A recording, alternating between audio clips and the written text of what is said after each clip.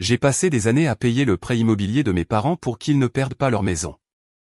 Puis mon père m'a envoyé un texto avant Thanksgiving, ne viens pas. Ta sœur ne veut pas de toi ici. Ma mère a ajouté, envoie juste l'argent comme d'habitude. J'ai relu cela 2 fois. Puis j'ai annulé le virement programmé pour minuit. À minuit 3, leurs 2 noms ont illuminé l'écran de mon téléphone. Je m'appelle Joséphine et j'ai 33 ans. Je veux vous raconter exactement où j'étais lorsque ces 2 textos sont arrivés, car la banalité de cet instant me bouleverse encore. J'étais assise à la table de ma cuisine à Cleveland, en train de corriger une pile d'évaluation de mathématiques de cours élémentaires, stylo rouge à la main, une tasse de thé tiédissant à mes côtés. C'était un lundi, le 24 novembre, le genre de soirée où la plus grande décision que j'anticipais de prendre était de savoir si le petit Owen au 3e rang méritait un autocollant pour avoir enfin aligné correctement ses colonnes de chiffres. Mon téléphone a vibré contre le bois de la table. Je l'ai retourné, j'ai lu le message de mon père et je l'ai reposé face contre la table. Puis il a vibré une seconde fois et j'ai lu celui de ma mère. Je les ai relus tous les 2 fois, non pas parce qu'ils étaient confus, mais parce qu'ils étaient d'une clarté limpide. Un message me disait de disparaître. L'autre me disait de continuer à payer pour ce privilège. Et ils étaient arrivés à 60 secondes d'intervalle, comme si mes parents les avaient rédigés ensemble à la même table, dans un même souffle, en décidant simplement qui enverrait quoi. J'ai posé mon stylo. Je me souviens très bien de cela, j'ai posé mon stylo avec une précaution infinie, de la façon dont on dépose un objet que l'on a peur de projeter contre un mur. Dehors, par la fenêtre, il s'était mis à neiger, cette neige fine de début de saison qui ne tient pas au sol. Je l'ai regardé tomber à travers la lueur d'un lampadaire pendant un long moment, parce que regarder la neige était plus supportable que de regarder mon téléphone. Le thé a fini par devenir totalement froid. Quelque part dans l'immeuble, la télévision d'un voisin a ri de quelque chose. Et je suis restée assise dans cette petite soirée de lundi ordinaire, sentant le sol sur lequel je m'appuyais depuis 6 ans basculer doucement. De cette manière dont les choses basculent juste avant que l'on comprenne qu'une certitude solide n'a jamais été qu'une histoire racontée en boucle pour que vous continuiez à la soutenir. Voici ce que vous devez comprendre sur ma place au sein de cette famille, je n'ai jamais été l'aînée, ni la cadette. Ma sœur Chelsea a 4 ans de moins que moi, et quelque part dans l'intervalle qui nous séparait, un rôle a été attribué et ce fut le mien. Et cela n'a jamais vraiment fait l'objet d'une discussion. J'étais la fille fiable, la responsable, celle qu'on appelait quand le chauffe-eau rendait l'âme, quand les taxes foncières arrivaient à échéance ou que quelqu'un avait besoin d'être conduit à l'aéroport à 5 heures du matin. C'est un emploi, pas une place à la table familiale. Il m'a fallu beaucoup de temps pour saisir la nuance.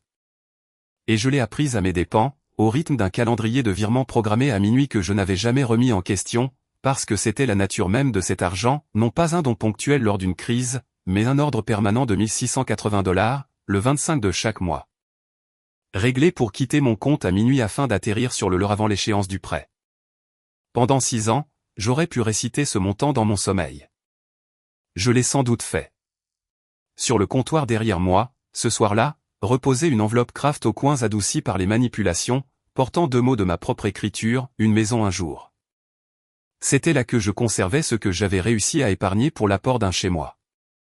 J'avais ouvert cette enveloppe plus de fois que je ne l'admettrai jamais, et chaque fois elle était un peu plus mince que la précédente. Le virement du lendemain matin était déjà programmé. Minuit. J'avais jusqu'à cette heure-là pour décider de la personne que je voulais être. Si vous avez déjà payé pour avoir une chaise à une table dont on vous a ensuite intimé l'ordre de partir, vous connaissez déjà la température exacte de ce sentiment. Restez avec moi, car le montant que j'ai fini par découvrir sur leur compte était pire encore que le texto qui a déclenché tout cela. Pour comprendre pourquoi j'ai dit oui pendant 6 ans, il faut remonter à l'hiver où tout a commencé.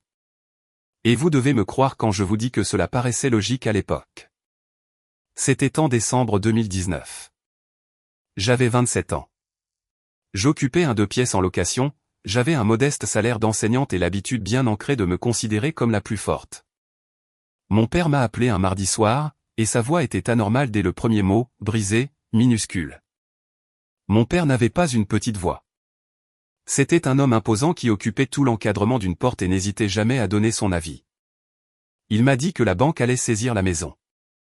Il m'a expliqué qu'ils avaient accumulé du retard, que la situation leur avait échappé, que les mises en demeure commençaient à arriver et qu'il avait été trop fier pour parler avant qu'il ne soit presque trop tard.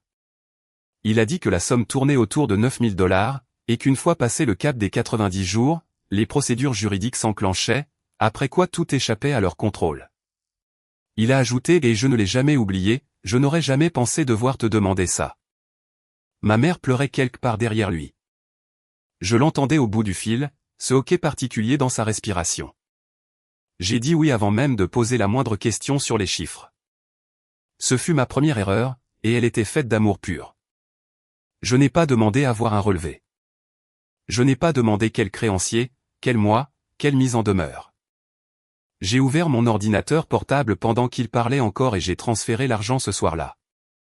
Et le soulagement dans sa voix quand les fonds sont arrivés a été si immense qu'il a étouffé toutes les questions que j'aurais dû poser. Je me souviens des détails précis de cette nuit-là bien mieux que de la plupart des belles choses qui me sont arrivées depuis, ce qui en dit long sur la manière dont le cerveau archive les urgences. Je me tenais devant le petit plan de travail de mon appartement, encore dans mes vêtements de travail, un bol de céréales devenant mou à côté de l'ordinateur parce que j'étais sur le point d'en faire mon dîner. Mes mains n'étaient pas tout à fait stables sur le pavé tactile. Je me souviens avoir pensé très clairement que c'était à cela que servait une famille, que c'était le moment où toutes ces années à être la personne dévouée allaient enfin trouver leur sens. J'ai transféré presque tout ce que je possédais. Cela a vidé un compte d'épargne que je bâtissais depuis mon premier contrat d'enseignement, et je l'ai fait sans ciller, car hésiter aurait signifié que je les aimais moins que je ne le devais. Quand ce fut fait, mon père a dit « Tu es une bonne fille, Joe. » Pas merci. Pas « Je te rembourserai. » Juste « Tu es une bonne fille. » J'avais 27 ans, j'ai raccroché le téléphone et j'ai eu l'impression d'avoir réussi à un examen que j'ignorais passer encore. Cela aurait dû être le premier indice, on ne se sent pas évalué par des personnes qui vous considèrent comme leur égal. On ne se sent noté que par des gens qui ne voient en vous qu'une fonction. Car c'était la maison de mon enfance. Cela comptait bien plus que les calculs. Il y avait un encadrement de porte dans la cuisine avec des marques de crayons qui grimpaient, ma taille et celle de Chelsea, datées de l'écriture de ma mère. Il y avait une chambre au fond qui avait été la mienne, avec une auréole d'humidité au plafond en forme de lapin à laquelle je parlais quand je n'arrivais pas à dormir. Perdre cette maison ne ressemblait pas à la perte d'un bien immobilier. C'était comme perdre l'endroit qui prouvait que j'avais un jour appartenu à un lieu sans avoir à le mériter. Quelques jours plus tard, ma mère m'a envoyé par texto les identifiants de leur banque en ligne, comme ça, tu pourras voir que tout va bien là où il faut, ma chérie, avait-elle écrit. Connecte-toi quand tu veux, pour avoir l'esprit tranquille. Je m'y suis connecté exactement une seule fois. J'ai vu mon argent posé sur leur compte, j'ai vu le solde respirer un peu plus largement, et j'ai fermé l'onglet. Je me suis dit que surveiller mes propres parents serait insultant. Je leur ai fait confiance pendant 6 ans sur la simple foi de ce regard unique. Je n'ai jamais touché à ces identifiants, et il s'est avéré que non plus. Il ne m'est jamais venu à l'esprit qu'un même mot de passe pouvait ouvrir 2 portes totalement différentes. L'hiver suivant, l'urgence s'était dotée d'un calendrier fixe. Et les urgences, quand on y pense, ne sont pas censées avoir d'horaire préétabli. La manière dont une obligation devient une institution est si progressive qu'on ne peut pas pointer du doigt le jour exact où la transition s'est faite. Il n'y a eu aucune conversation où quiconque a déclaré « c'est définitif maintenant ». Il y a simplement eu un moment, au cours de la 2e année, où ma mère m'a demandé si je pouvais automatiser l'envoi, pour que nous n'ayons pas à courir après chaque mois. Elle a suggéré le 25 à minuit pour que le virement soit effectif avant le 1er du mois. Minuit, c'était le plus pratique, disait-elle. Je ne m'en rendrais même pas compte. La commodité était pour eux, la culpabilité, elle, devait invariablement me revenir.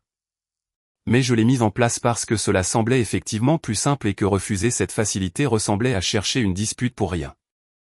Ce fut également l'année où le montant a commencé à grimper.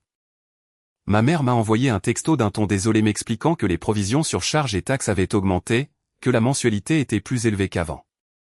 Pourrais-je passer à 1 680 $ pour qu'il ne soit pas à découvert? Je n'ai pas demandé à voir le nouvel échéancier. Évidemment que non. Je n'avais jamais demandé à voir l'ancien. J'ai simplement ajusté le montant permanent pour le porter à 1 680 $. Et je me suis convaincu que ce supplément constituait un matelas, un moyen de prendre de l'avance pour amortir la dette plus vite afin que tout cela prenne fin un jour. Je pourrais encore vous décrire exactement comment se déroulaient ces échanges sur la mensualité qui augmente, car ils suivaient tous la même chorégraphie immuable. Après quelque temps, j'aurais pu jouer les deux rôles moi-même. Ma mère m'envoyait un message dans l'après-midi, à un moment où elle savait que j'étais pressé entre deux cours. Jamais un appel, toujours un message, pour ne laisser aucune place à une question de suivi, les charges ont encore augmenté, écrivait-elle. La banque a réajusté. Peux-tu passer à 1680 pour qu'on ne soit pas dans le rouge? Et moi, debout dans un couloir qui sentait la colle et la cire à parquet, avec 26 enfants de 8 ans qui m'attendaient pour que je leur explique la division, je répondais, bien sûr, pas de problème.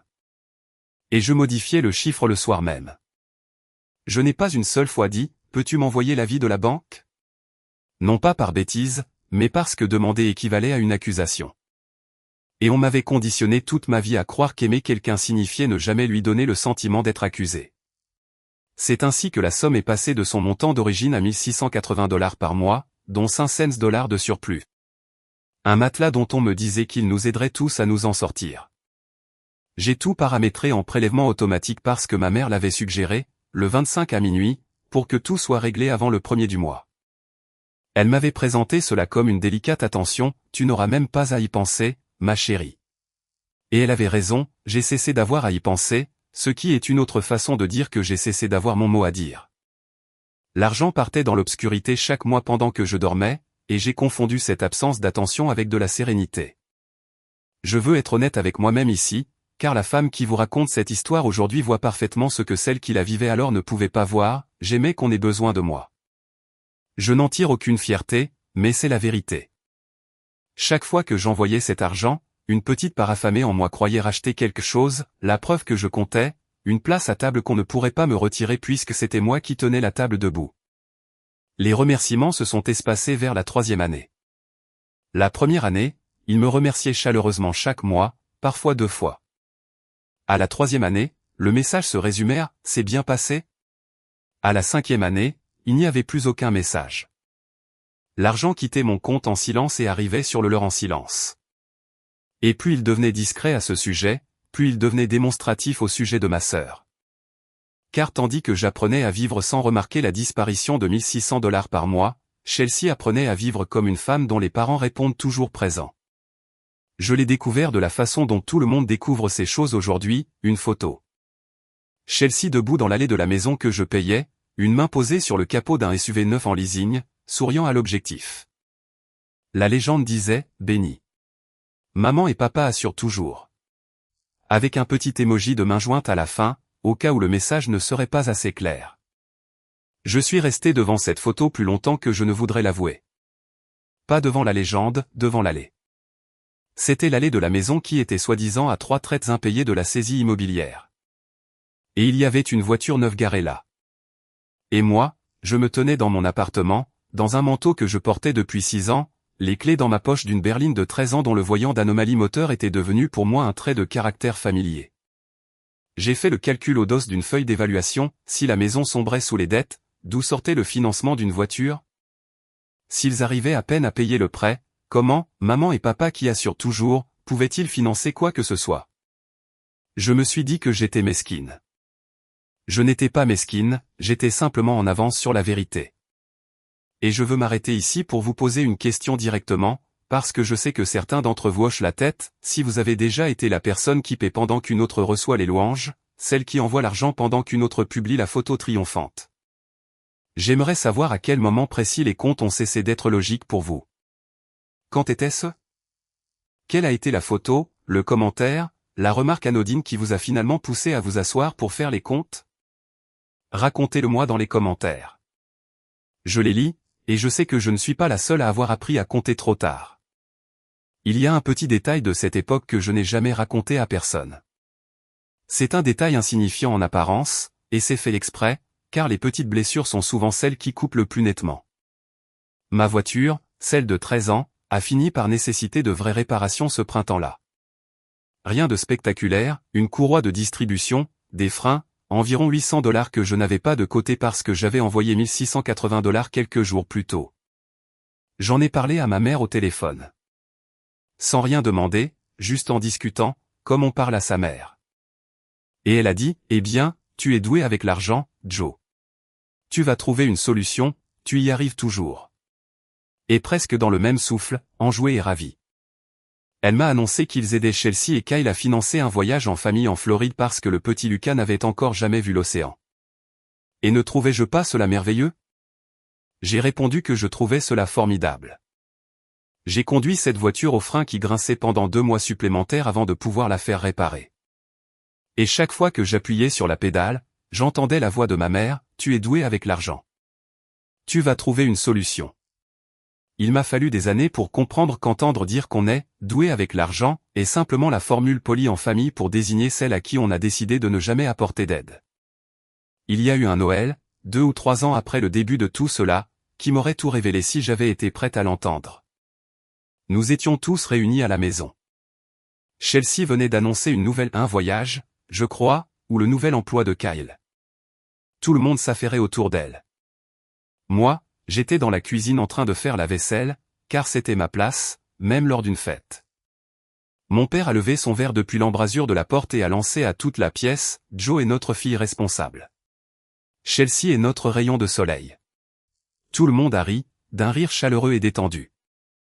Ma mère a ri, Chelsea a ri. Pas moi. Je suis resté devant l'évier, les mains dans l'eau savonneuse, et j'ai perçu toute l'architecture de ma famille dans cette unique phrase, la responsable et le rayon de soleil. L'une de nous était un rouage utilitaire, l'autre était une personne à part entière. Et personne dans cette pièce ne pensait avoir dit quoi que ce soit de cruel, car pour eux ce n'était pas de la cruauté, c'était simplement la réalité telle qu'ils l'avaient toujours conçue. Et Thanksgiving, dans cette maison, avait toujours été la parfaite illustration de cet arrangement, ce qui explique en partie pourquoi le texto reçu 3 jours avant la fête a frappé si fort. Pendant des années, j'avais parcouru les 110 km depuis Cleveland chaque 4e jeudi de novembre. Et pendant des années, j'avais passé la journée dans la cuisine. Non pas que l'on m'y contraignît, mais parce que c'était mon poste assigné. Chelsea s'asseyait à table avec un verre de vin en racontant des anecdotes, et tout le monde riait. Moi, j'étais devant les fourneaux à veiller à ce que la sauce ne tourne pas. Et ma mère lançait depuis l'entrée, « Dieu merci pour Joe, c'est elle qui nous nourrit tous. » Et cela ressemblait, l'espace d'une seconde réconfortante, à un compliment. Il m'a fallu des années pour entendre ce que c'était en réalité, on ne remercie pas les appareils électroménagers, on se contente de compter sur leur fonctionnement. J'étais le moteur qui faisait tourner la fête. Et faire tourner un événement n'est pas la même chose qu'être la bienvenue. J'avais tellement confondu les deux que lorsqu'ils m'ont finalement dit de ne pas venir, une petite voix en moi a pensé, « Mais qui va faire la sauce ?» C'est cette pensée précise qui m'a montré à quel point le mal était profond, pas « Qui va remarquer mon absence ?» Mais « Qui va faire mon travail ?» Même dans mon propre esprit, j'étais devenu une main-d'œuvre avant d'avoir le droit d'être une fille. J'étais la responsable. Alors, j'ai fait ce qu'une personne responsable fait, j'ai commencé à tenir des comptes mentaux. Je veux que vous compreniez ce que ces 6 années ont réellement coûté, car il ne s'agissait pas seulement d'argent. L'argent se remplace. Ce que je ne pouvais pas remplacer, c'était la vie que je mettais sans cesse entre parenthèses pour décrocher le téléphone. Adam et moi étions ensemble depuis 4 ans à ce moment-là. Il est d'une stabilité qu'il m'a fallu longtemps pour apprivoiser, parce qu'on m'avait élevé dans l'idée que l'amour était une performance à accomplir sous pression, et Adam, lui, était simplement là, réparant le robinet qui fuyait sans qu'on le lui demande. Se souvenant de la façon dont je prends mon café, ne m'obligeant jamais à choisir entre lui et ma famille, ce qui était précisément la façon dont je savais que le choix se faisait déjà à mes dépens. Il y a eu aussi ce voyage que nous n'avons pas fait. Adam l'avait organisé pour notre 3e anniversaire. Rien d'extravagant, un long week-end dans un chalet en forêt à quelques heures de route. Il avait déjà versé la compte. Et la semaine précédant notre départ, mon père a appelé pour un impayé, un trou soudain qu'il fallait absolument combler avant le 25 sous peine de tout voir s'effondrer. J'ai réentendu cette petite voix brisée de 2019, et j'ai transféré les fonds. Nous avons annulé le chalet. Adam n'a rien dit ce soir-là. Il a simplement décroché la confirmation imprimée de la réservation sur le réfrigérateur, l'a pliée en 2 et l'a rangée dans un tiroir. Je me souviens l'avoir regardé faire et avoir éprouvé un sentiment que je ne savais pas encore nommer. J'ai un nom pour cela aujourd'hui, c'était de la honte, et elle ne m'appartenait pas. Je portais la honte d'un autre depuis si longtemps que j'avais fini par croire qu'elle faisait partie de mon propre poids. Nous avons également essayé d'acheter une maison, par 2 fois. La première fois, nous avons obtenu un accord de principe, visiter une charmante petite maison avec un vrai jardin et une cuisine baignée par la lumière du matin. Et puis mon père a appelé pour un déficit imprévu, j'ai discrètement prélevé l'argent de l'enveloppe de notre apport, l'accord bancaire a expiré et nous avons laissé passer l'opportunité. La seconde fois, nous ne sommes même pas allés jusqu'à l'offre d'achat. Adam m'a regardé un soir à travers la table, avec douceur, et a dit, nous pouvons attendre. Mais Joe, cela fait 4 ans que nous attendons au rythme de leurs urgences. Il n'était pas en colère, c'était le pire, il faisait simplement les comptes comme j'avais toujours eu peur de les faire. Mon ami René, qui enseigne en cours moyen 2 portes plus loin que la mienne, me l'a dit plus crûment. Nous étions dans la réserve de fourniture un après-midi, et je réapprovisionnais les crayons que j'avais achetés de ma poche parce que le budget de l'école était épuisé dès le mois d'octobre, comme chaque année. René m'a observé un instant et m'a lancé, « Tu achètes des crayons pour tes élèves avec ton propre argent et tu ne peux même pas t'offrir un week-end ? Qui assure tes arrières, Joe ? Qui veille sur toi ?» Je n'avais pas de réponse. J'ai balayé cela d'un rire comme je balayais tout, j'ai changé de sujet et je lui ai demandé des nouvelles de son week-end pour qu'elle arrête de me regarder ainsi. Mais la question est restée gravée. René avait mis le doigt sur la forme exacte du gouffre, tout le monde dans ma vie avait quelqu'un pour le soutenir. Mes parents m'avaient, moi. Chelsea avait mes parents. Mes élèves m'avaient, à leur échelle, pour leurs crayons. Et au centre de tout cet édifice, il y avait une seule personne qui portait tout le monde sans que personne ne la soutienne en retour. Et j'avais agencé mon existence entière pour m'éviter de constater que l'arithmétique ne tombait jamais juste.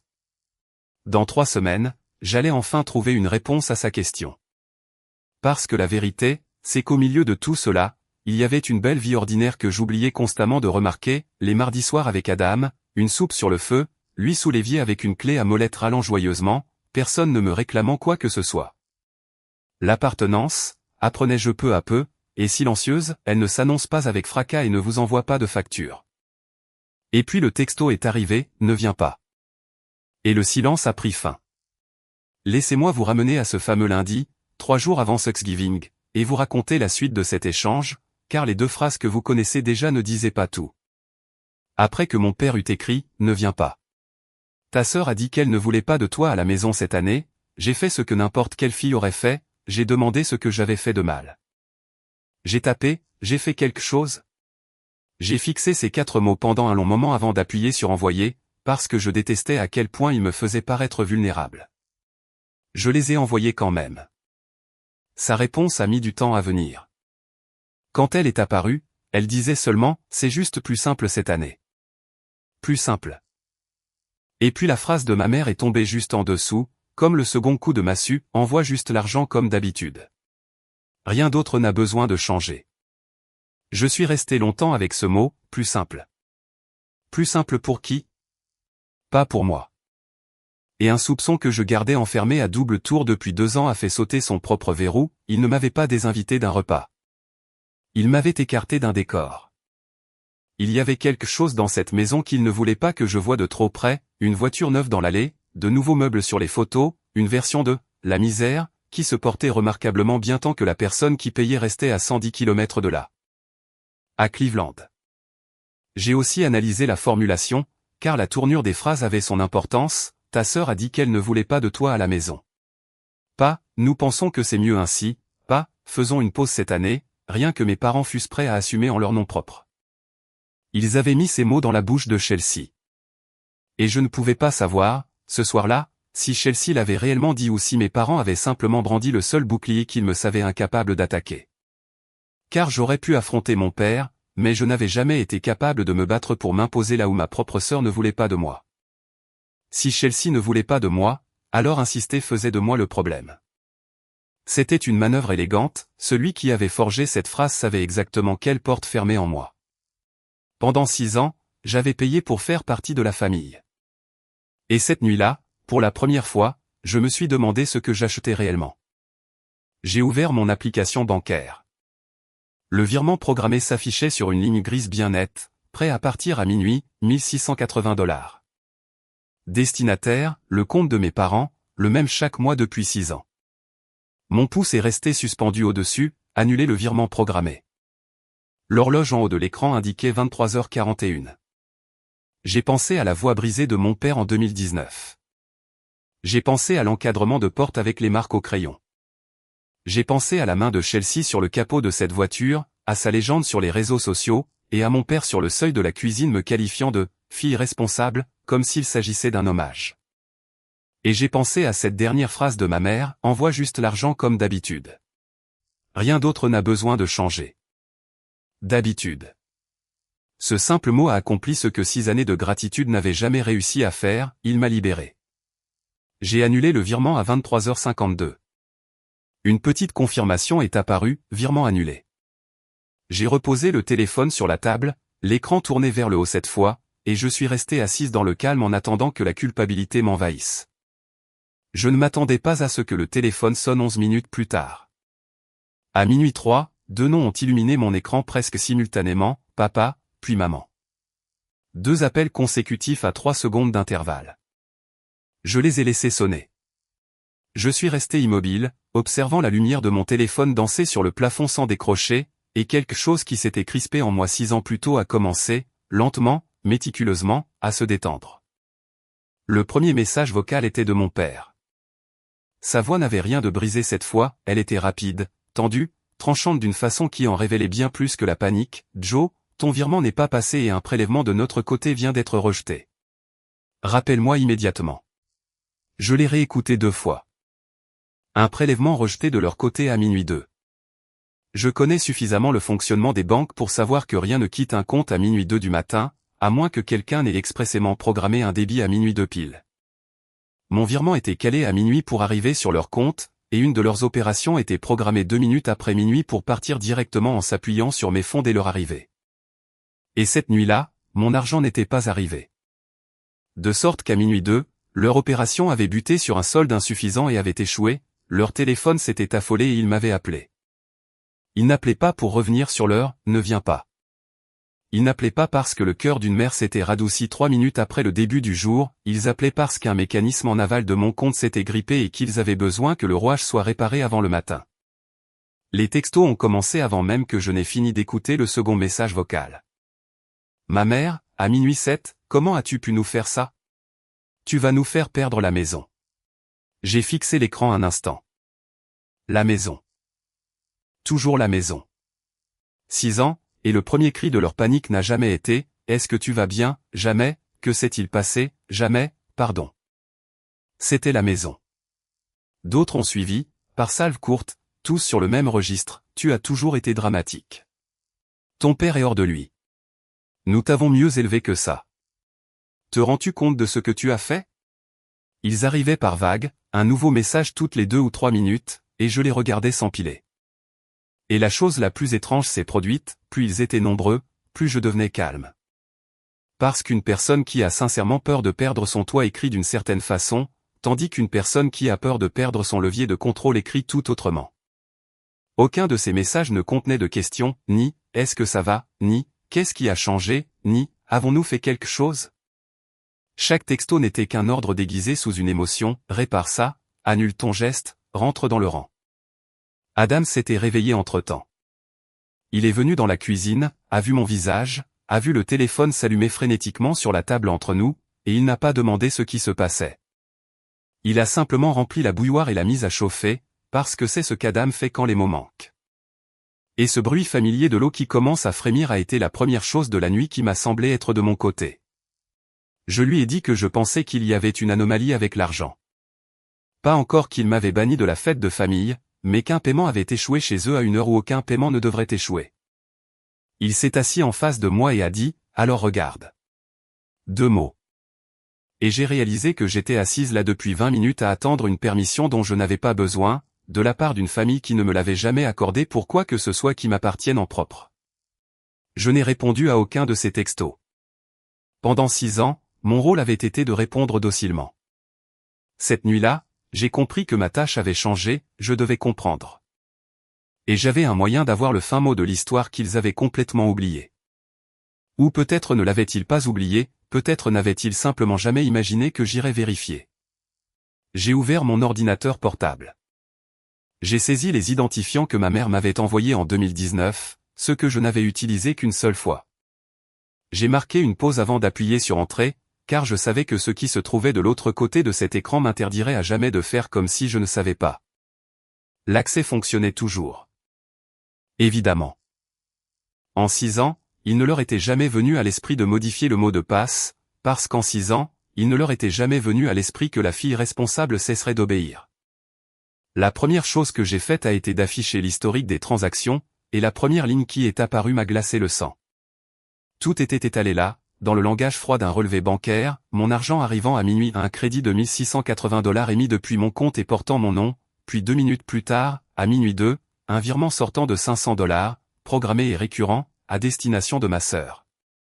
Sauf que cette nuit-là, une mention inédite s'affichait en rouge à côté, rejeté, provision insuffisante. J'ai fait défiler les mois précédents. L'opération figurait à chaque échéance. La même mécanique, mois après mois, pendant des années, mes $1680 arrivent à minuit 2, $500 repartent aussitôt vers le compte de Chelsea. Je suis resté bloqué sur ce détail plus que sur n'importe quel autre, en raison de ce qu'il provoquait dans la chronologie de mon esprit. 2 minutes. Ils l'avaient planifié 2 minutes après l'heure prévue de mon virement. Pas le lendemain matin, où ils auraient eu le temps de masquer l'opération et de ventiler les sommes. 2 minutes. Ce n'est pas de la négligence, c'est de l'arrogance pure. C'est la confiance aveugle en un système si certain de son alimentation automatique qu'il ne prend même plus la peine de cacher la couture. Pendant 6 ans, mon argent arrivait et, avant même que j'aie eu le temps de me retourner dans mon lit, $500 étaient déjà reversés à ma sœur, sans que personne n'ait jamais jugé utile de rendre cela plus discret, persuadé que j'étais incapable d'aller y regarder. Ces 2 minutes étaient, à leur manière, plus insultantes que le vol lui-même, elles démontraient le mépris absolu qu'ils avaient pour ma lucidité.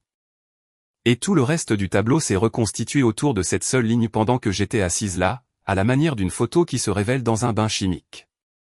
Le prêt immobilier et le véritable emprunt, celui dont j'avais été terrifié qu'il n'entraîne la saisie de la maison a été prélevé le premier du mois avec une régularité d'horloge, $1180. Pas 1680. 1180. Il avait toujours été de $1180. Les $500 supplémentaires que j'ajoutais pour accélérer le remboursement, le matelas, l'avance. Rien de tout cela n'avait jamais touché au prêt de la maison. Cette somme avait un rendez-vous fixe 2 minutes après minuit, et sa destination était le compte de ma sœur. J'ai repéré les autres débits sans grande difficulté par la suite, sachant désormais quoi chercher, des virements accompagnés de petits libellés que ma mère avait saisis dans l'application, comme on griffonne un mémo sur un chèque, aide loyer Chelsea, voiture Kyle, anniversaire Chelsea, Floride. Il existait tout un second budget fonctionnant en sous-main sous celui que je croyais financer, et mon argent servait de trésorerie courante pour maintenir l'ensemble à flot. L'argent de mon prêt avait une seconde vie, seulement, ce n'était pas la mienne, et cela n'avait rien à voir avec le prêt de la maison. J'ai fait défiler l'écran pendant de longues minutes. L'ampleur globale était pire encore que n'importe quelle ligne prise isolément, de la même manière qu'une petite trahison répétée 80 fois cesse d'être une bévue pour devenir une méthode délibérée. J'ai retrouvé le mois où j'avais fait réparer mes freins usés, 3 jours après qu'on m'eût dit de me débrouiller parce que j'étais doué avec l'argent, un virement sortait de leur compte avec la mention cagnotte plage Lucas. J'ai retrouvé la semaine du chalet d'anniversaire que nous avions annulé, le déficit que j'avais comblé s'était traduit par $500 transférés directement à Chelsea 48 heures plus tard. Chaque urgence pour laquelle j'avais volé à leur secours correspondait à un retrait équivalent, et ces retraits ne partaient jamais vers une banque, ils allaient à ma sœur ou servaient à financer le train de vie que mes parents affichaient ostensiblement tout en me jurant qu'ils étaient au bord de la noyade. Je veux vous décrire la réaction physique qui m'a saisi, car les chiffres seuls ne suffisent pas à la restituer, j'étais glacé. Pas glacé d'énervement, physiquement transi, de cette façon dont le corps se fige quand il a compris une chose avant même que l'esprit n'ait fini de formuler la phrase. Je me suis levé pour enfiler un pull à 2 heures du matin dans ma cuisine pourtant chauffée, puis je me suis rassise et j'ai continué à lire, parce que j'avais attendu 6 ans pour regarder et que je n'allais pas m'arrêter à mi-chemin. Je veux être rigoureuse ici, car c'est l'endroit où j'aurais pu commettre une erreur d'interprétation, mon argent allait bel et bien au remboursement du prêt, pour la partie de $1180, la partie réelle. Ce n'était donc pas un mensonge au sens où la maison n'aurait jamais été payée. Le mensonge était bien plus insidieux et, une fois compris, infiniment plus grave, mes parents avaient toujours eu les revenus nécessaires pour payer eux-mêmes ces $1180 mensuels. Mon père travaillait, ma mère travaillait, aucun des deux n'avait perdu son emploi.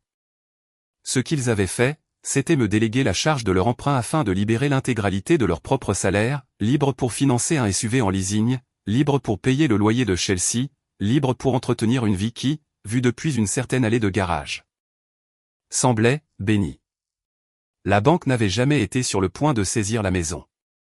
L'argument de « nous allons perdre la maison » n'était pas un fait, c'était un levier de chantage, et il l'avait actionné chaque fois que les flux financiers ralentissaient pendant 6 ans, et cela avait fonctionné à chaque tentative. Il y avait un onglet dans l'espace bancaire intitulé Relevé, orné d'une petite icône de dossier. Je l'ai vu. Mon curseur est resté dessus, puis j'ai refermé l'ordinateur, car je n'étais pas prête pour le chiffre qui se cachait dans ce dossier. Pas à 2 heures du matin, pas toute seule. J'avais besoin d'entendre une autre voix avant d'ouvrir cela. Le lendemain matin, j'ai donc appelé ma tante Bernie. Bernie est la sœur cadette de ma mère. Elle a 58 ans. Elle est d'une franchise que ma mère n'a jamais su pratiquer, et c'est la seule personne de ma famille qui ne m'ait jamais réclamé le moindre centime. J'ai pris la voiture pour aller chez elle, pas les 110 km jusqu'à Youngstown, elle habite plus près, à une demi-heure au sud de chez moi. Je me suis assise à la table de sa cuisine pendant qu'elle versait le café, cherchant comment formuler une question sans accuser qui que ce soit d'emblée. Je n'ai pas eu besoin de chercher bien loin, Bernie l'a fait pour moi. Elle a posé la cafetière et a lancé d'un ton détaché, comme on parlerait de la météo, tu sais, ta mère racontait à toute la table de cartes le mois dernier que la maison était pour ainsi dire totalement remboursée, en s'en vantant presque. Je me suis dit que tu étais forcément au courant, vu que c'est toi qui paies. La cafetière s'est réenclenchée sur son socle. J'ai dû changer d'expression, car Bernie s'est interrompue, son visage s'est altéré et elle s'est assise lentement en face de moi. Pour ainsi dire totalement remboursée. J'avais envoyé $1680 ce mois-là même pour « sauver » une maison dont ma mère se vantait simultanément qu'elle était quasiment payée. Quasiment à moi, en réalité, si quelqu'un avait tenu un registre honnête des paiements effectués, et elle l'avait dit haut et fort devant une table de jeu remplie de parents, dans la même période où elle m'assurait que la banque était à leur porte. Bernie m'a regardé assembler les pièces du puzzle à sa table. Et puis elle a fait une chose à laquelle je ne m'attendais pas, elle s'est excusée. Pas pour ce qu'elle avait fait, mais pour ce qu'elle n'avait pas fait, j'avais un mauvais pressentiment depuis 2 ans, a-t-elle dit en faisant tourner lentement sa tasse sur la table. La façon dont ta mère parle, les voyages, la voiture. Et dans la même phrase, crier misère. Je me suis dit que ce n'était pas mes affaires. C'est la maladie de notre famille, Joe, nous nous disons tous que ce ne sont pas nos affaires, et au bout du compte, l'un de nous finit par payer pour tout le monde en appelant ça de l'amour. Elle a plongé ses yeux dans les miens, j'aurais dû te poser la question il y a longtemps. Je suis désolé de t'avoir laissé découvrir cela toute seule.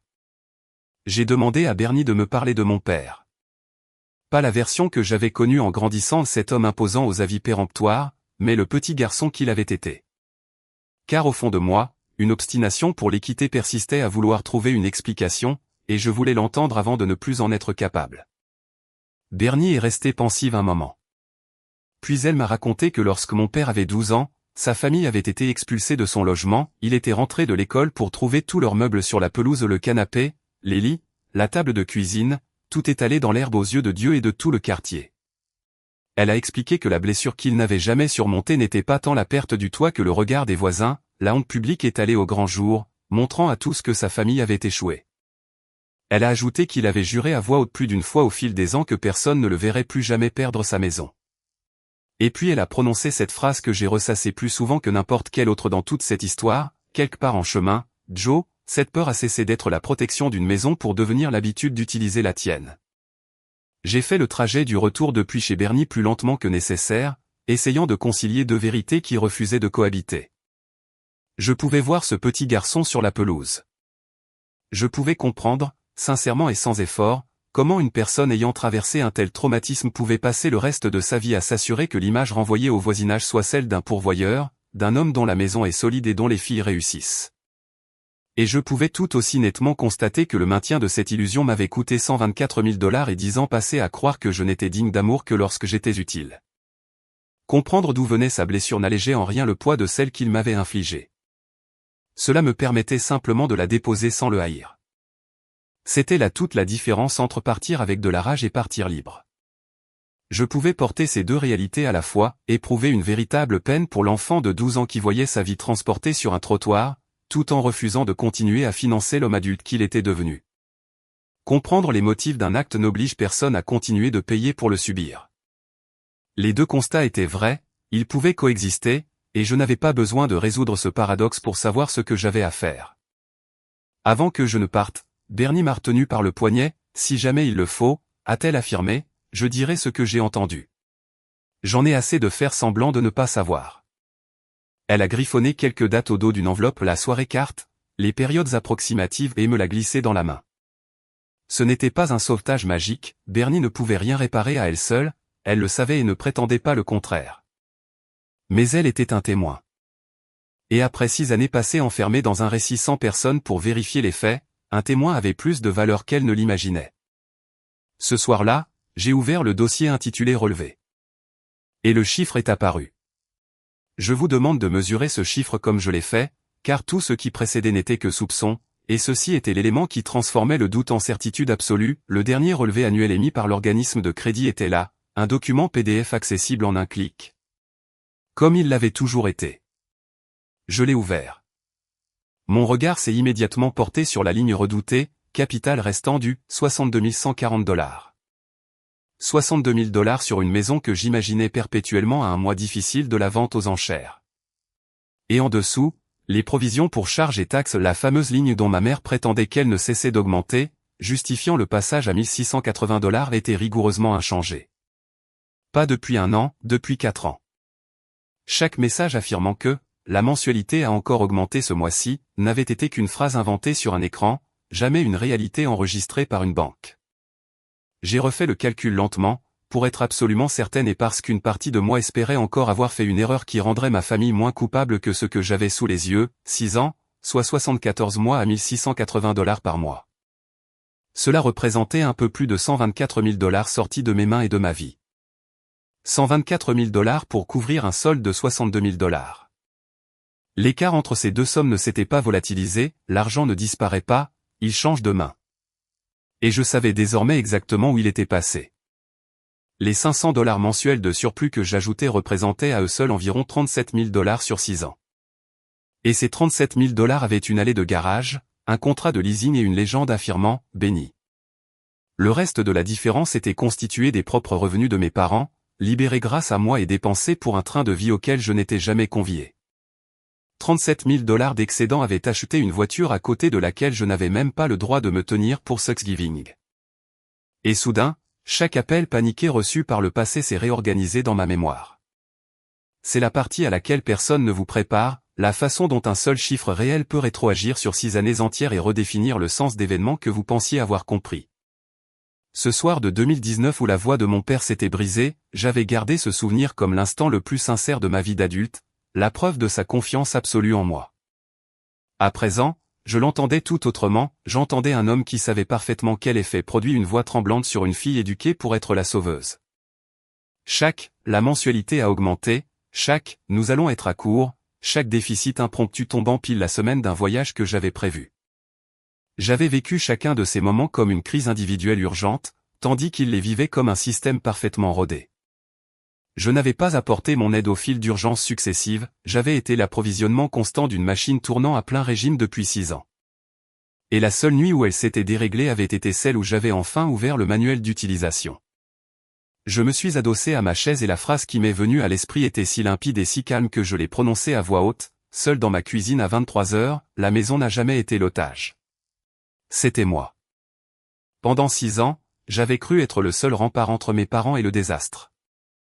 J'étais le rempart, en effet, j'étais le désastre qu'on leur évitait de subir. J'étais l'amortisseur, la marge de sécurité, la trésorerie, la raison pour laquelle personne dans cette famille n'avait jamais eu à assumer les conséquences de ses propres choix. Et le prix pour occuper cette place était que j'avais le droit d'être, la responsable, Chelsea avait le droit d'être, le rayon de soleil, et aucun de nous ne pouvait former une véritable famille capable de survivre à la découverte de ce document. Voici ce que je tiens à vous dire, car cela me paraît plus important encore que les chiffres, à cet instant précis, je ne souhaitais pas les anéantir. Je veux être tout à fait honnête là-dessus, car l'histoire serait plus simple si j'avais cherché à me venger, mais ce n'était pas le cas. Je ne voulais pas que la maison soit vendue à leur insu, je ne voulais pas que mon père soit humilié sur une pelouse une seconde fois. Ce que je voulais était plus modeste et, en un sens, plus exigeant, je voulais qu'il prononce le vrai chiffre à voix haute, une fois, devant les personnes qui n'avaient jamais entendu que le faux. Je voulais que cette histoire cesse d'être la leur à raconter. J'ai pesé la conduite à tenir pendant près d'une semaine. Et je veux être transparente sur les options que j'ai envisagées, car je ne pense pas être la seule à avoir imaginé des scénarios radicaux dans sa tête. J'aurais pu simplement disparaître, garder mon argent, ne rien dire. Les laisser se débrouiller et ne jamais leur accorder la satisfaction d'une explication. Il y a une réelle dignité dans cette approche, et certains d'entre vous l'auraient choisi sans que je trouve à y redire. J'aurais pu envoyer le relevé bancaire à toute la famille élargie dans un courriel glacial et laisser les chiffres faire leur œuvre sans jamais avoir à affronter qui que ce soit en face. C'était l'option la plus tentante, honnêtement, car elle aurait été la moins douloureuse. J'aurais pu appeler mon père, lui lire le solde ligne par ligne et savourer son absence de réponse. Mais chacune de ces options n'était qu'une manière de remporter une dispute. Et je ne voulais pas gagner une dispute, gagner une querelle laisse l'autre humilié et vous-même toujours affamé de justice. Et j'avais été affamé bien assez longtemps. Ce que je voulais, c'était cesser d'être un personnage dans une histoire écrite par d'autres. Et on ne fait pas cela retranché derrière un écran, on le fait en entrant dans la pièce où le mensonge se propage, en y énonçant la vérité calmement une bonne fois pour toutes, et en vivant ensuite en accord avec cette vérité. La vengeance est une action dirigée contre eux, ce que je voulais était un acte posé pour moi-même. Les deux se ressemblent de l'extérieur, mais n'ont absolument rien de commun à l'intérieur. J'ai donc imprimé le relevé bancaire. J'ai imprimé l'historique des transactions, les pages où mon argent arrivait à minuit pour repartir vers Chelsea à minuit 2. Je les ai glissés dans une chemise cartonnée fine, du modèle que j'utilise pour les réunions parents-professeurs, et je l'ai posé sur le comptoir à côté de l'enveloppe Kraft marquée une maison un jour. Un grand rassemblement familial approchait à grands pas, où tout le monde serait réuni sous un même toit. Et j'ai décidé que je réserverais une place à cette table pour la vérité. Je n'ai rien envoyé, ni l'argent, ni un mot de réponse. Et le silence, il s'avère, résonne bien plus fort que n'importe quel reproche. Quand le jour de Thanksgiving est arrivé, le jeudi 27, j'étais dans mon propre appartement, Adam avait préparé un dîner intime pour nous deux, René est passé avec une tourte, et ce fut, contre toute attente, une très belle journée. Personne à ma table ne m'a rien réclamé. Je m'attendais à ressentir le vide laissé par l'absence de ma famille, mais j'ai surtout éprouvé l'étrange légèreté d'une dette qui a cessé de s'accumuler en silence. Cependant, à 110 km de là, ma famille s'activait, non pas dans le chagrin, mais dans la mise en scène. Je sais ce qui se disait là-bas, car cela m'est revenu comme ces choses reviennent toujours, par le canal des cousins. Mon téléphone a commencé à recevoir des messages de proches dont je n'avais pas eu de nouvelles depuis des mois, tous bâtis sur le même modèle. Un cousin écrivait, « Ta mère dit que tu les as laissés tomber juste avant les fêtes. Ça ne te ressemble pas ?» avec des points d'interrogation particulièrement insistants. Un autre message était plus dur. Quelqu'un les avait devancés, et ce quelqu'un était ma mère, la version qu'elle distribuait autour de la dinde était parfaitement ficelée, complète et dévastatrice. Joséphine s'était mis une idée en tête, Joséphine leur coupait les vivres sans crier gare, Joséphine avait toujours été jalouse de sa sœur, Joséphine punissait ses propres parents par simple rancune. 6 années de ma vie réécrites en un seul après-midi devant une assemblée qui n'avait aucune raison de mettre en doute les larmes de la femme assise en bout de table. La personne qui avait fabriqué la crise s'avérait remarquablement douée pour fabriquer le récit de la crise, c'était le même talent, je ne l'avais simplement jamais identifié comme tel tant qu'il n'était pas dirigé contre moi. Il y a un vertige singulier à voir sa propre réputation manipulée par d'autres. Une tante du côté de mon père m'a envoyé un long texte expliquant à quel point les fêtes sont difficiles pour tout le monde et que je devrais songer à tous les sacrifices consentis par mes parents. Sacrifice. J'ai relu ce mot 4 ou 5 fois. Une cousine issue de Germain à qui j'avais parlé pour la dernière fois lors d'un mariage m'a fait savoir avec bienveillance qu'elle était disponible si j'avais besoin de parler de ce qui m'arrivait, comme si c'était moi qui traversais un épisode délirant. En les lisant, j'ai compris que j'avais le choix de ma réaction, et que toute longue tentative d'explication ressemblerait exactement à la défense d'un coupable pris sur le fait. La justification est toujours perçue comme un aveu, c'est le piège. Il tenait le micro, et plus je tenterai de m'en emparer, plus je confirmerai leur version. Je n'ai donc pas cherché à me justifier, j'ai répondu au cousin qui m'avait écrit par une seule et unique phrase, « Je vais bien. » La situation est bien différente de ce qu'on vous a raconté, et j'ai un relevé bancaire qui le prouve. Quand vous serez prêt à voir les chiffres, je vous les montrerai. Puis j'ai reposé le téléphone, laissant le malaise appartenir à ceux qui l'avaient mérité. La seule chose qui leur manquait était le chiffre réel, ils avaient toute l'histoire, à l'exception du fait unique qui y mettrait un terme. Chelsea m'a appelé ce week-end-là. J'ai failli ne pas répondre, mais c'était ma sœur, et les vieux réflexes ont la vie dure. Sa voix était chargée d'une indignation vertueuse que j'ai reconnue aussitôt, car c'était celle de notre famille, celle dans laquelle nous avions grandi. Pourquoi punis-tu papa et maman? A-t-elle lancé, sans même un bonjour. Ils ont tout fait pour nous. J'ai tiqué sur ce mot, nous. Il y a eu un silence au bout du fil. Un long silence. J'entendais sa respiration, et j'entendais derrière elle le bruit d'une question qu'elle n'avait jamais songé à se poser, survenant d'un seul coup. Elle avait cru, toute sa vie d'adulte, que nos parents étaient simplement généreux, que l'aide pour son loyer, la voiture et le confort permanent découlaient d'un puissant fond d'amour parental qu'elle méritait naturellement et que je jalousais bêtement. Il ne lui était sincèrement jamais venu à l'esprit de se demander d'où venait l'eau de ce puits. Pour la première fois de la conversation, ma sœur n'a pas eu de réplique cinglante, elle avait une interrogation, et c'était une question qu'elle redoutait soudain de poser à ses propres parents. Elle a raccroché sans ajouter grand-chose. Je l'ai laissé faire. Mon père a tenté une autre approche 2 jours plus tard, l'approche par la peur, celle qui avait fonctionné pendant 6 ans. Il n'a pas écrit cette fois, il a appelé et, comme je ne décrochais pas, il a laissé un message vocal d'un ton dur comme je l'avais rarement entendu employer contre moi. Tu as jusqu'au 1er du mois, a-t-il dit. Tu règles ça avant l'échéance du prêt, sinon c'est à cause de toi que ta mère ne dormira plus. Pense un peu au genre de personne qui inflige ça à ses propres parents. J'ai écouté ce message 2 fois, comme le premier.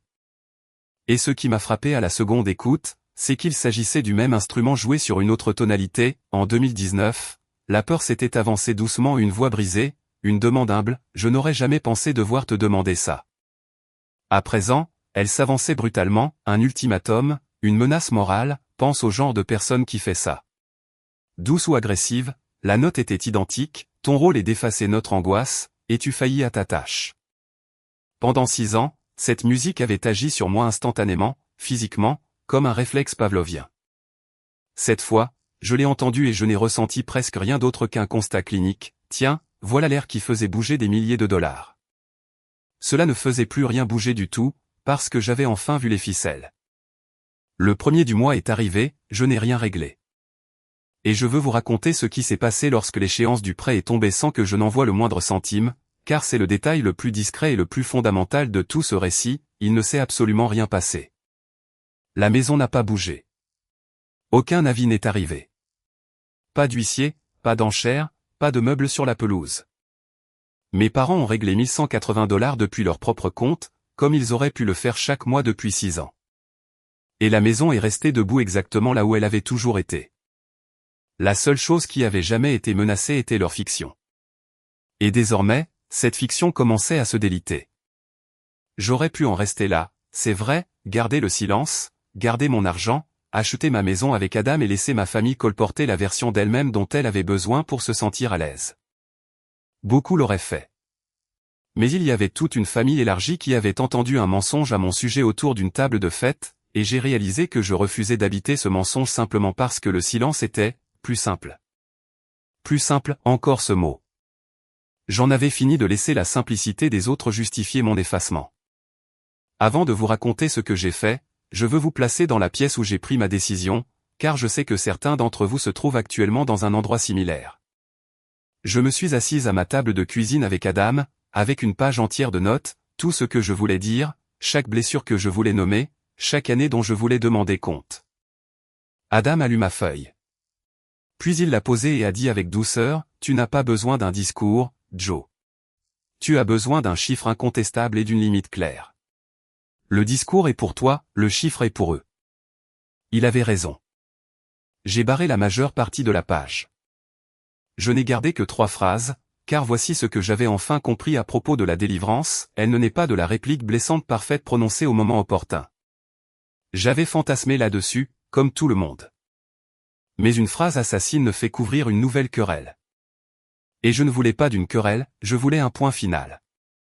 La seule chose qui met fin à un mensonge, c'est la vérité énoncée simplement devant des témoins par la personne même sur qui le mensonge a été bâti. Tout le reste n'est que du bruit. Alors avant que je ne vous raconte la suite, permettez-moi de vous poser la question que je me posais cette nuit-là, si vous étiez à ma place, sur le point d'entrer dans cette maison avec cette chemise cartonnée à la main, diriez-vous les choses à voix haute devant tout le monde? Ou décideriez-vous que certaines familles ne valent pas l'esclandre et vous éloigneriez-vous proprement?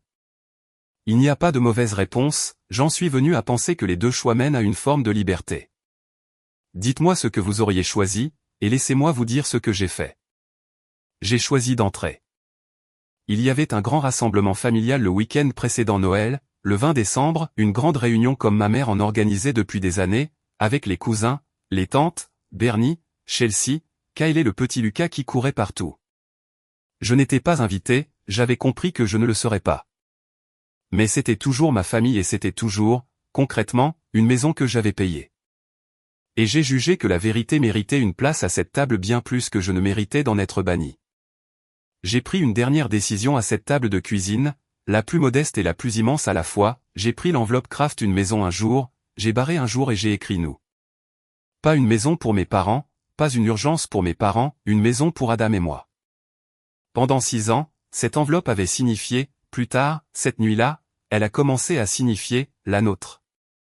La veille, je n'ai pas pu dormir. Je suis resté assise sur le bord du lit à répéter mentalement mes 3 phrases dans le noir, jusqu'à ce qu'elles cessent de ressembler à une tirade de théâtre pour devenir de simples faits. Adam s'est réveillé à un moment donné et m'a trouvé là. Il ne m'a pas dit que tout irait bien, parce qu'il ne ment pas pour me rassurer à bon compte, il a dit, quoi qu'il arrive dans cette pièce, tu as déjà fait le plus difficile, tu as regardé la vérité en face. La plupart des gens ne regardent jamais. Et je me suis raccroché à cela, car il avait raison, ouvrir les yeux avait été l'épreuve, et tout ce qui suivait n'était que le refus de prétendre être encore aveugle. Je n'y vais pas pour reprendre quoi que ce soit, ai-je dit à Adam. J'y vais pour cesser de me sacrifier. Il a conduit sur les 110 km jusqu'à Youngstown. Nous n'avons presque rien dit. J'ai relu mes 3 phrases plusieurs fois, comme je répétais autrefois une fiche de cours avant la première sonnerie, jusqu'à ce que ma voix cesse de trembler. Quand nous sommes arrivés, la lumière du porche était allumée, chaude et dorée, la même lumière que pour chaque fête de mon enfance.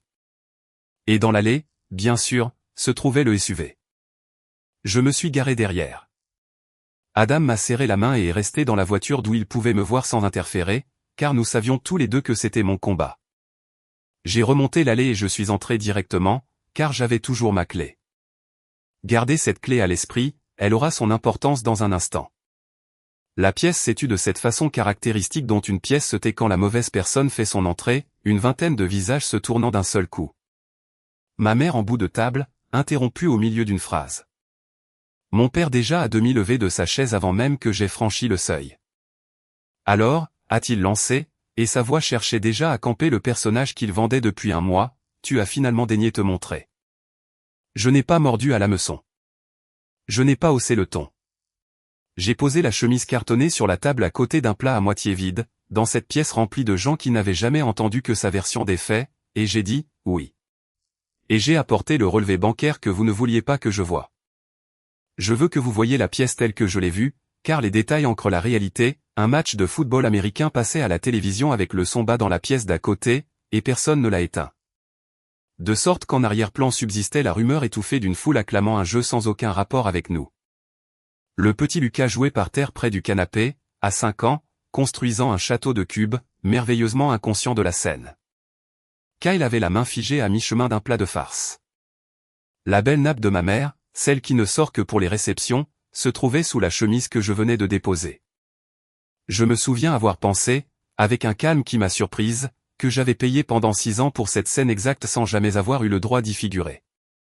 Et j'y étais enfin, et cela ne m'avait rien coûté d'autre que d'accepter de ne pas être la bienvenue.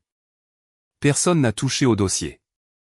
C'est le souvenir le plus net que j'en garde, personne ne l'a ouvert, parce que ceux qui avaient besoin de le faire savaient déjà ce qu'il contenait, et ceux qui l'ignoraient scrutaient le visage de mes parents, qui avaient pris une teinte que je ne leur avais jamais vue. J'ai prononcé mes 3 phrases, le capital restant dû sur cette maison est de 62 000 $.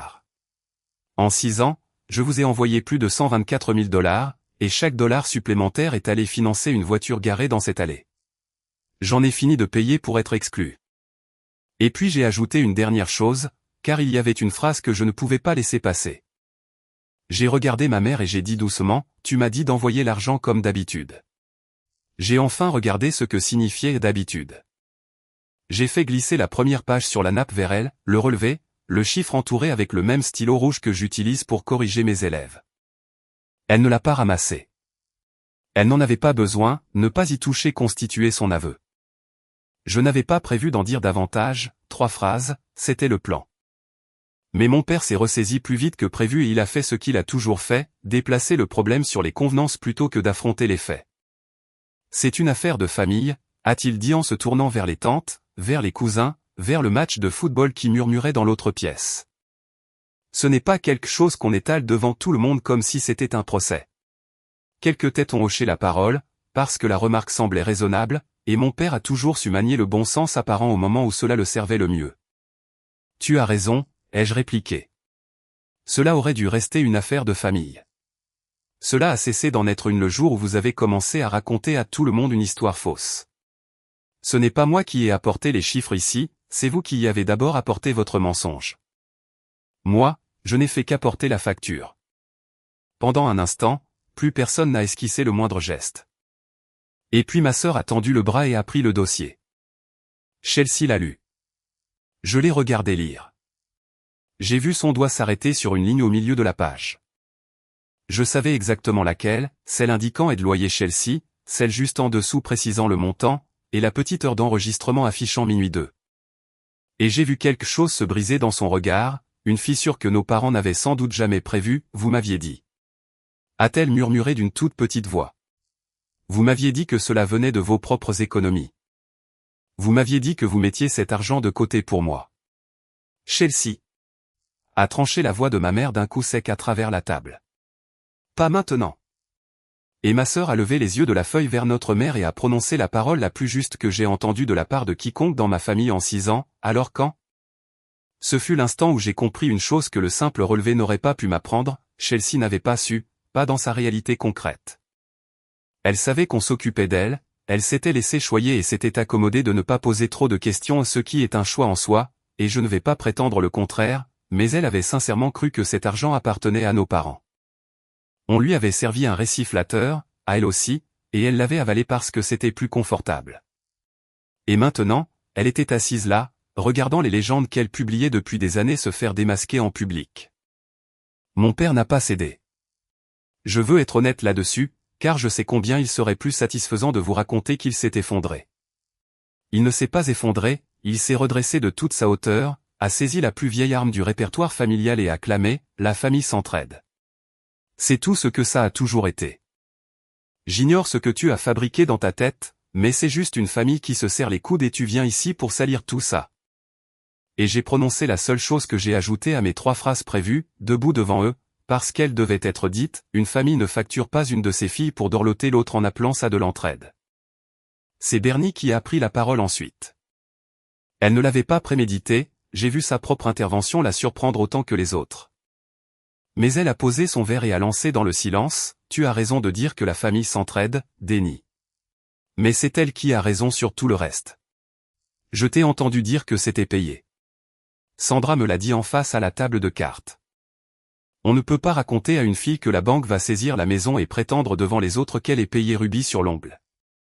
Ça ne marche pas dans les deux sens.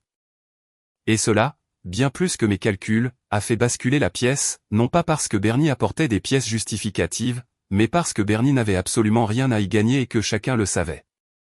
Mais je veux être très clair avec vous, car c'est la partie que les récits de vengeance trahissent systématiquement, toute la salle ne s'est pas liguée contre mes parents.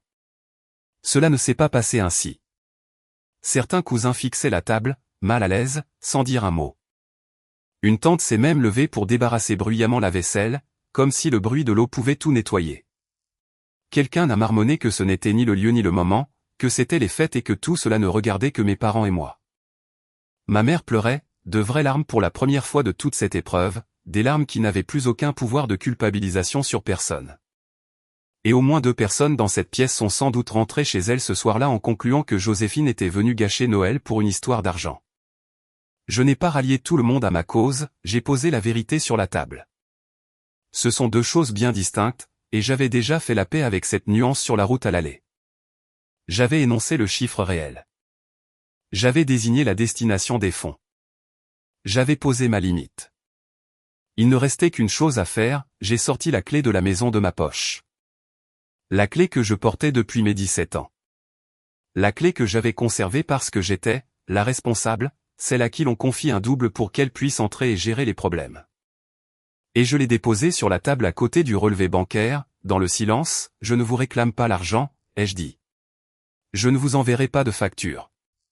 Je demande simplement à être considéré comme autre chose qu'un moyen de paiement. Et si je ne peux pas l'être dans cette famille, alors cette clé n'a jamais vraiment été à moi. La clé a produit un petit claquement contre le bois. C'est le détail dont je me souviens, pas un fracas, pas une scène théâtrale, juste le tintement discret de ces années passées à être celles qu'on laissait toujours entrer, déposées sur une belle nappe à côté d'un chiffre que personne ne voulait regarder. Ma mère a émis un son comme si elle allait prononcer mon prénom. Elle ne l'a pas fait. Mon père a regardé la clé sans me regarder, moi, ce qui m'a tout révélé sur ce qui allait lui manquer le plus entre les deux. Puis je suis sorti. Adam m'attendait là où je l'avais laissé, moteur allumé, il n'a pas demandé comment cela s'était passé parce qu'il pouvait le lire sur moi. Il a simplement tendu le bras pour monter le chauffage, parce que mes mains tremblaient. J'ai quitté cette maison sans la clé, pour la première fois depuis 6 ans, sans le fardeau. J'aimerais vous raconter que l'histoire s'est terminée là, de manière idyllique, avec une réconciliation générale illuminée par la vérité. Ce n'est pas le cas, ce n'est pas ainsi que la vie fonctionne, et je vous ai promis de ne pas vous mentir comme il m'avait menti. Voici ce qui s'est réellement passé les mois suivants, l'échéance du prêt est tombée le 1er janvier et mes parents l'ont réglé, $1180 prélevés sur leur propre compte, sans incident. Elle est tombée à nouveau en février et ils l'ont réglée de nouveau. La maison est restée exactement là où elle avait toujours été, parce qu'elle n'avait jamais risqué de disparaître, elle n'avait jamais eu besoin de moi, elle avait eu besoin de mon silence, et j'avais enfin cessé de le lui offrir. Ils ont changé les accès de leur banque en ligne 1 ou 2 jours après ce dîner. Je le sais parce que je n'ai plus aucun moyen d'y accéder, j'ai vérifié une fois par réflexe et la porte était verrouillée. J'ai fermé l'ordinateur en éprouvant avant tout un immense soulagement. Je ne voulais plus avoir de regard sur leur vie, j'en avais vu assez. Mon père n'a jamais appelé pour s'excuser. Il a appelé exactement une fois à la fin du mois de janvier, et ce n'était pas des excuses, il m'a demandé si j'avais reconsidéré ma position. Comme si j'avais eu un simple caprice d'humeur, que la crise allait passer et que la fille responsable allait reprendre son service. Je lui ai répondu que non, avec calme et fermeté, il a raccroché et nous ne nous sommes plus parlé depuis. Il est la seule personne de cette histoire qui n'ait pas changé, et j'ai cessé d'attendre qu'il le fasse, il y a une liberté étrange et mélancolique là-dedans aussi. Certaines personnes restent sur une rive que l'on ne foulera plus jamais, on peut faire le deuil de cela sans pour autant y retourner habiter. Et j'en fais le deuil, je tiens à le dire nettement, car la version idéalisée de cette histoire voudrait que je m'en sois allé sans éprouver la moindre peine, mais c'est faux et je ne prétendrai pas le contraire. Il y a des soirs où le père d'avant me manque, celui d'avant que je ne comprenne qui il était, celui qui prenait toute la place dans l'encadrement de la porte, qui m'a appris à conduire sur le parking désert d'une église. Celui dont j'ai cru pendant 32 ans qu'il était simplement un homme fort faisant de son mieux. J'ai dû accepter que ces deux hommes étaient réels, celui qui m'a appris à conduire et celui qui a passé 6 ans à m'inculquer que mon amour ne valait que ce qu'il pouvait rapporter financièrement. Le chagrin n'est pas le prix du départ, le chagrin est simplement ce que devient l'amour quand il n'a plus nulle part où aller. J'ai cessé d'essayer de transformer le mien en autre chose. Pour ma mère, les choses ont évolué différemment, très lentement. Son premier texto est arrivé début février, très bref, je ne sais pas comment réparer ça, mais je sais que les chiffres étaient réels. C'était tout. Pas de justification, pas d'explication, aucune demande, juste la reconnaissance que ce que j'avais posé sur la table s'y trouvait bel et bien. Quelques autres messages ont suivi au fil des semaines, discrets, tâtant le terrain. Elle m'a demandé un jour si nous pouvions prendre un café, j'ai répondu, pas encore.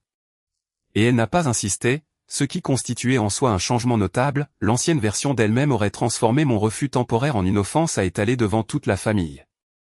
Cette version-ci s'est contentée de répondre, d'accord, quand tu seras prête. J'ai mesuré ce qui lui en avait coûté d'en rester là. Je ne me suis pas précipité pour répondre, sans pour autant claquer la porte. De vraies excuses ne vous obligent pas à restituer tout ce que les mauvais comportements ont détruit, elles vous donnent simplement le droit d'être écouté. Je l'ai laissé s'exprimer, c'est là où nous en sommes, et c'est peut-être là où nous en resterons toujours, et j'ai accepté que cela soit ainsi. Avec certaines relations, on ne reconstruit pas, on cesse simplement de payer pour elle et on regarde ce qui tient encore debout une fois l'argent retiré. Et Chelsea. Ma sœur m'a surprise. En février, elle a appelé et c'est sa voix à elle qui s'est faite timide, elle m'a annoncé qu'elle avait commencé à payer elle-même son leasing automobile. Elle m'a envoyé une photo du reçu, pas de légende, pas d'émoji de main jointe, pas de mention, béni, juste un reçu de $540 qu'elle avait réglé de sa poche. J'aurais dû poser des questions il y a des années, a-t-elle dit. Je ne voulais pas savoir. C'est la phrase à laquelle je ne cesse de penser, je ne voulais pas savoir. Je la crois. Je n'oublie pas non plus qu'elle s'est laissée porter pendant des années en appelant cela de l'amour, et qu'elle est à l'origine du message qui a tout déclenché. Les deux réalités sont vraies. Mais c'est elle qui a ouvert le dossier quand personne d'autre n'osait y toucher, c'est elle qui a demandé à notre mère, alors quand, devant tout le monde.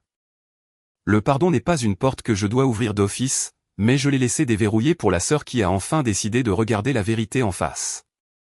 Cela me semble être la juste mesure, pas toute la maison, juste une porte déverrouillée. Quant à moi, il y a cette enveloppe qui portait autrefois la mention un jour. En mars, Adam et moi avons fait une offre pour une petite maison avec un vrai jardin et une cuisine qui reçoit la lumière du matin. Pas celle que nous avions dû abandonner des années plus tôt, mais sa jumelle. Nous avons versé $28 000 d'apport, l'argent que j'avais passé 6 ans à prêter à une crise imaginaire est allé cette fois financer des fondations portant réellement mon nom. Nous avons signé l'acte de vente en avril. L'enveloppe Kraft est vide désormais, enfin. Et elle a rempli exactement la mission pour laquelle elle avait été créée, non pas pour sauver la maison d'autrui, mais pour bâtir la nôtre. On m'a remis une clé le jour de la signature, une clé neuve, aux arêtes encore vives, tiédie par la poche de l'agent immobilier. Je suis resté debout dans la pièce vide à la tenir dans ma paume, et j'ai repensé à l'autre clé, celle que j'avais déposée sur la table de mes parents en décembre. J'avais porté celle-là pendant 16 ans sans qu'elle ne me donne jamais le sentiment d'être chez moi nulle part, celle-ci, je l'avais méritée en la gardant pour moi, et non en payant pour les autres. C'est une nuance infime, et pourtant c'est la seule qui ait jamais compté. Le premier week-end dans notre nouvelle maison, Adam a posé une étagère légèrement de travers dans la cuisine, et nous l'avons laissée ainsi volontairement parce qu'elle était à nous et que nous avions le droit de nous tromper. René est venu avec la même tourte que lors de ce premier Thanksgiving étrange. Et Bernie est passé, elle est restée un moment dans le jardin à contempler le petit carré de pelouse comme si c'était un spectacle digne d'admiration, et elle m'a dit qu'elle était fière de moi, d'une manière que ma propre mère n'a jamais su exprimer. Et Chelsea m'a envoyé à l'improviste une photo de Lucas tenant un dessin qu'il venait de faire, une maison surmontée d'un soleil avec des bonhommes allumettes devant, accompagné d'une légende toute simple, il a dessiné ta nouvelle maison. Pas de main jointe, pas de faux apparat, juste le dessin d'un neveu représentant un endroit qui m'appartient réellement. Je le garde sur l'étagère un peu de travers. Il y a eu un dimanche d'avril où mon téléphone a vibré à minuit et tout mon corps s'est raidi par réflexe après 6 ans d'habitude, se préparant au nom d'une personne à qui je devais de l'argent.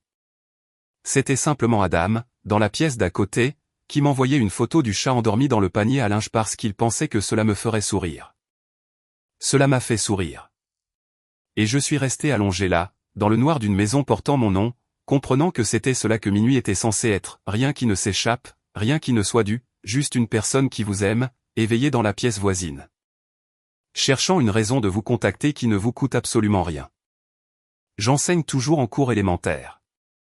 J'achète toujours des crayons pour mes élèves sur mes propres deniers en octobre, et René me taquine toujours à ce sujet. Et je continue de le faire parce que cette forme de don n'exige rien en retour, j'ai appris à faire la différence entre la générosité qui vous nourrit et celle qui vous vide de votre substance. Mon téléphone ne s'allume plus à minuit. Il n'y a plus de virement programmé, plus de matelas à alimenter, plus de crise en embuscade 2 minutes après minuit attendant que mon argent arrive pour s'envoler ailleurs. On me demande parfois, quand je raconte cette histoire, si je regrette d'avoir coupé les ponts. Je ne pense pas que ce soit le mot juste pour qualifier ce que j'ai fait, je n'ai coupé les ponts avec personne. J'ai simplement cessé de confondre deux notions qui m'avaient semblé identiques toute ma vie, le besoin est une facture, il revient chaque mois et ne s'arrête jamais. Et le payer ne vous donne jamais le sentiment d'être chez vous, l'amour est une chaise à une table pour laquelle personne ne vous demande de payer. Pendant 33 ans, je m'étais tenu devant l'évier à porter la table à bout de bras en appelant cela de l'appartenance. J'avais inversé les deux termes. La nuit où j'ai cessé d'envoyer l'argent, je les ai enfin remis à leur juste place. C'est toute l'histoire, il n'y a pas de rebondissement de dernière minute, pas de grande révélation finale, pas d'appel à minuit qui viendrait tout remettre en arrière. Juste une femme qui croyait autrefois devoir acheter sa place au sein de sa propre famille et qui a découvert, par le chemin le plus rude, le plus coûteux et long de 110 km. Qu'une famille où l'on doit payer pour appartenir ne vous a jamais offert de siège, elle vous envoyait simplement une facture. Si quelqu'un dans votre vie vous a un jour enseigné cette différence, si vous avez dû apprendre à vos dépens qu'être utile et être aimé ne sont pas la même chose, j'aimerais sincèrement vous lire dans les commentaires. Et si une partie de ce récit vous a touché ce soir, il pourrait toucher quelqu'un d'autre qui continue d'envoyer l'argent, de garder le silence, de s'effacer pour avoir le droit d'être appelé un enfant de la famille, partagez-le lui. Parfois, la seule chose dont une personne a besoin pour oser regarder les vrais chiffres en face, c'est d'entendre que quelqu'un d'autre l'a fait avant elle, y a survécu et a pu garder pour elle la lumière du matin. Je m'appelle Joséphine. Merci d'avoir pris ce moment avec moi. Je vous retrouve très vite pour une prochaine histoire.